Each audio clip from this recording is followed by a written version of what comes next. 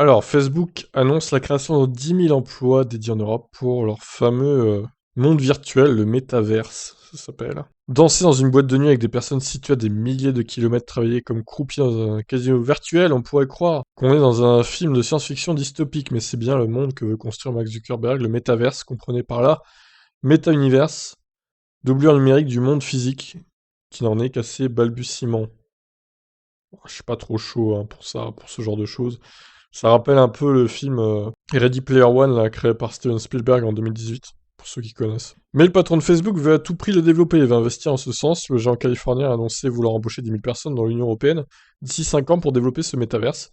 Cet investissement est un vote de confiance dans la force de l'industrie technologique européenne et le potentiel des talents technologiques européens, ont indiqué dans un article de blog le britannique Nick Clegg et l'espagnol Javier Olivan, dans des plus hauts responsables du groupe. Deux des plus hauts, pardon, responsables du groupe. Aucun détail n'a été donné sur les pays où seront localisés ces emplois, ni le type d'emploi concerné, même si le communiqué évoque des ingénieurs hautement spécialisés. Facebook n'est pas le seul à parier sur ce monde virtuel présenté comme une extension d'Internet. Epic Games, le groupe derrière le jeu vidéo Fortnite, qui a levé 1 milliard de dollars cette année, doit consacrer une partie de la somme au métaverse. Aucune entreprise ne possédera ni n'exploitera le métaverse, explique ainsi le décideur de Facebook. Comme Internet, sa caractéristique principale sera son ouverture et son interopérabilité. Pour lui donner vie, la collaboration et la coopération seront nécessaires entre les entreprises, les développeurs, les créateurs et les décideurs politiques. Si Zuckerberg croit en une vague économique qui pourrait créer des opportunités pour les gens dans le monde entier, il n'en oublie pas l'un des aspects essentiels du métaverse, l'humain.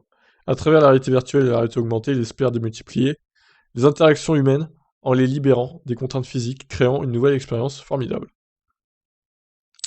La qualité essentielle du métaverse sera la présence, le sentiment de vraiment être là avec les gens, explique-t-il.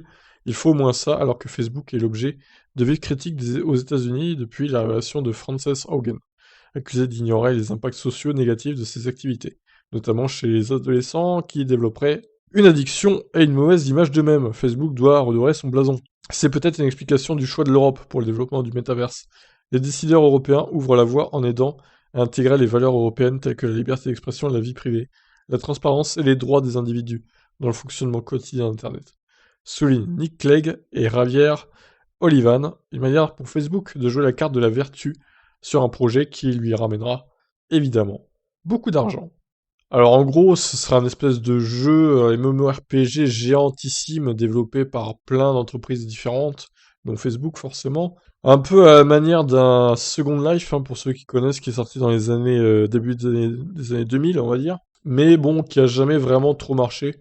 Au final, bon, t'avais des boutiques, des achats en ligne, tu faisais ta vie, bon. C'est un peu un Sims mélangé à un GTA. Bon, tu pouvais pas tuer les gens, je crois. Il me semble pas que tu pouvais tuer les gens dans ce jeu.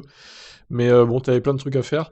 Mais ça n'a jamais vraiment marché, ce Second Life. Donc, est-ce que ce métaverse nouvelle génération va mieux marcher? On verra. En tout cas, je suis pas très très intéressé par ce type de jeu personnellement. Voilà, bah écoutez, à voir, hein. On suivra ça dans les années qui viennent, évidemment. Qu'est-ce que vous en pensez, vous, de ça? Ciao.